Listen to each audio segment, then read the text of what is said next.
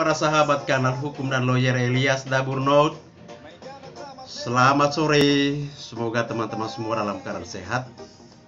Dan saya juga mengucapkan banyak terima kasih kepada teman-teman yang selalu setia mendukung pengembangan kanal Hukum dan Lawyer Elias Daburnout.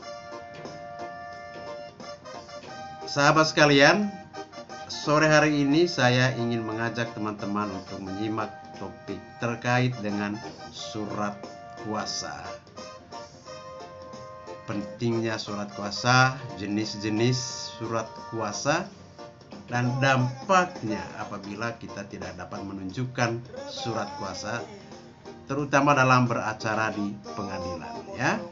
Nah, teman-teman, ini ada berita atau juga pengalaman saya pribadi terkait dengan betapa surat kuasa ini, kalau kita tidak dapat menunjukkannya, tidak membawanya, itu berdampak fatal, ya. Saya ambil contoh berita dari merdeka.com pada hari Selasa tanggal 23 Maret 2021 dengan judul Kuasa Hukum Marzuki Ali tak bawa surat kuasa, sidang gugatan ke AHY diskors.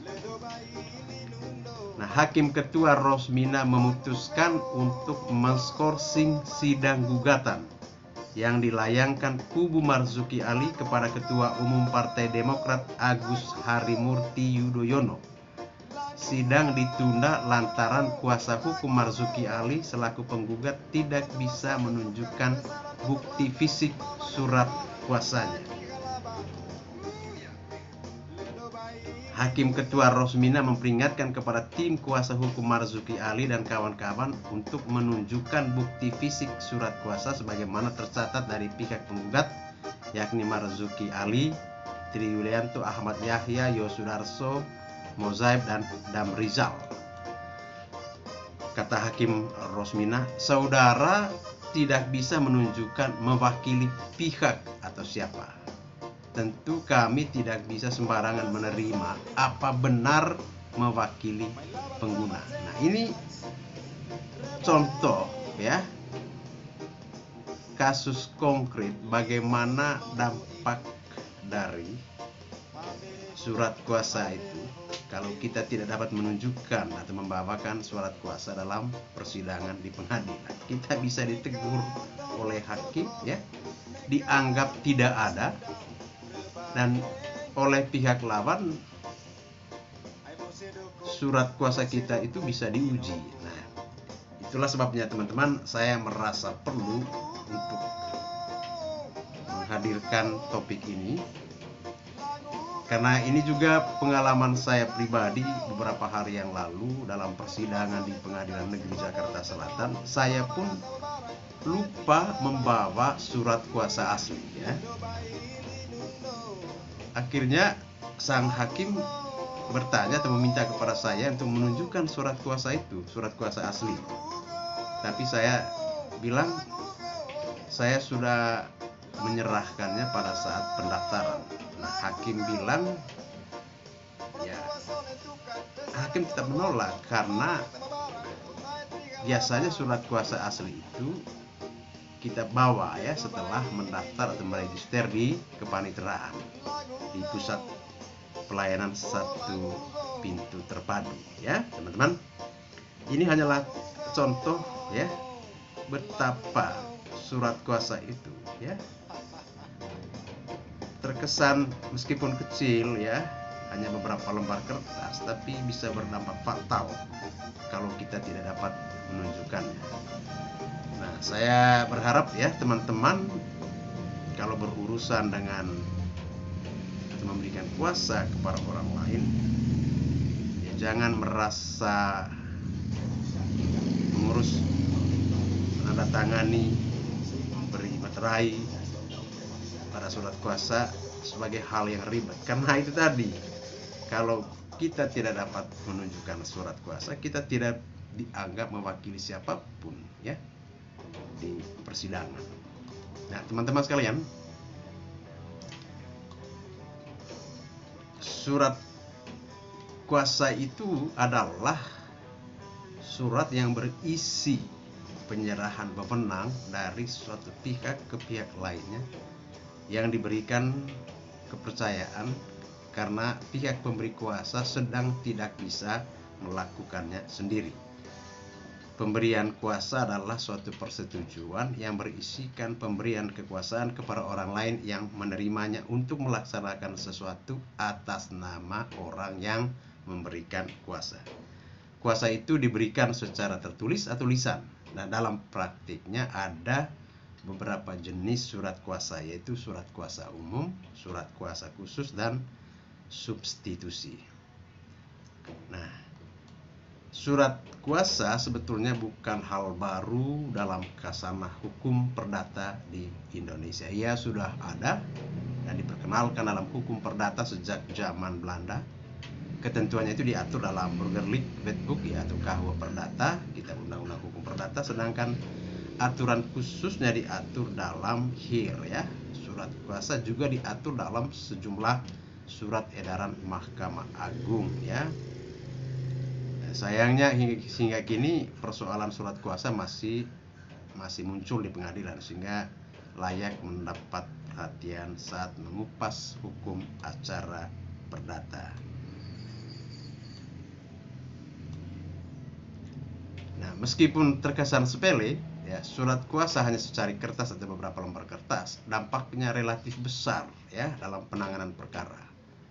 Merujuk pada pasal 1792 Burgerlijk Wetboek, pemberian kuasa adalah suatu persetujuan yang berisikan pemberian kekuasaan kepada orang lain yang menerimanya untuk melaksanakan sesuatu atas nama orang yang memberikan kuasa, ya.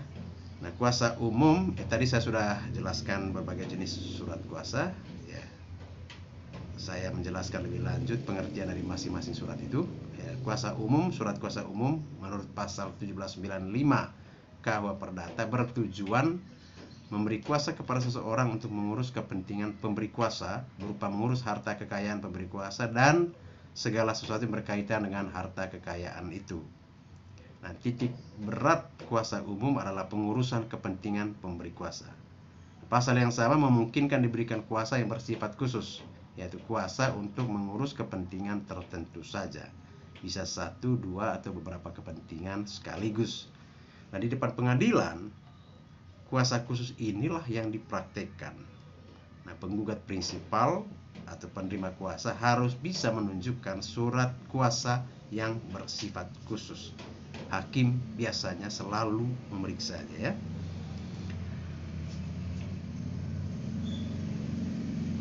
Ketentuan pasal 1796 KUH Perdata menyebut pemberian kuasa yang dirumuskan secara umum hanya meliputi tindakan-tindakan yang menyangkut pengurusan untuk memindah tangankan barang atau meletakkan hipotek di atasnya, untuk membuat suatu perdamaian ataupun melakukan tindakan lain yang hanya dapat dilakukan oleh seorang pemilik. Diperlukan suatu pemberian kuasa dengan kata-kata yang tegas. Nah, pasal ini oleh ahli hukum Yahya Harahap dalam bukunya Hukum Acara Perdata sebagai dasar hukum kuasa istimewa. Nah, dalam praktik dikenal pula surat kuasa substitusi. Ada hak yang dapat dimasukkan dalam pemberian kuasa, ya, yaitu substitusi sebagaimana diatur dalam pasal 1803 KUH Perdata. Intinya, hak substitusi memberikan hak bagi penerima kuasa untuk menunjuk pihak lain untuk bertindak sebagai penggantinya. Nah, saya punya pengalaman konkret terkait dengan surat kuasa ini, ya.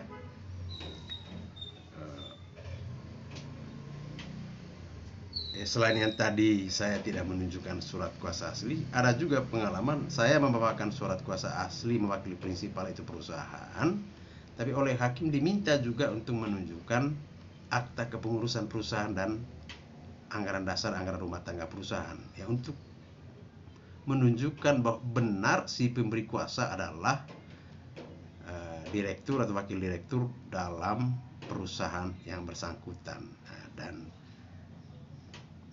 sehingga dia punya wewenang untuk mewakili perusahaan di dalam persidangan di pengadilan. Ya, ini contoh ya teman-teman, betapa surat kuasa itu ya meskipun terkesan remeh-temeh, tapi berakibat atau berdampak fatal kalau kita tidak dapat menunjukkan atau membawakannya dalam persidangan di pengadilan. Mudah-mudahan pengalaman-pengalaman ini, pengalaman saya pribadi maupun pengalaman dari kuasa hukum Marzuki Ali tadi itu dan beberapa contoh lain dapat memberikan suatu peringatan kepada kita untuk selalu cermat dengan hal-hal sederhana, hal-hal yang terkesan sepele seperti ini ya. Terima kasih atas perhatian teman-teman, atas dukungan terhadap pengembangan channel ini. Semoga kita semua, channel kita masing-masing terus berkembang dan sukses. Salam Elias Daburnot.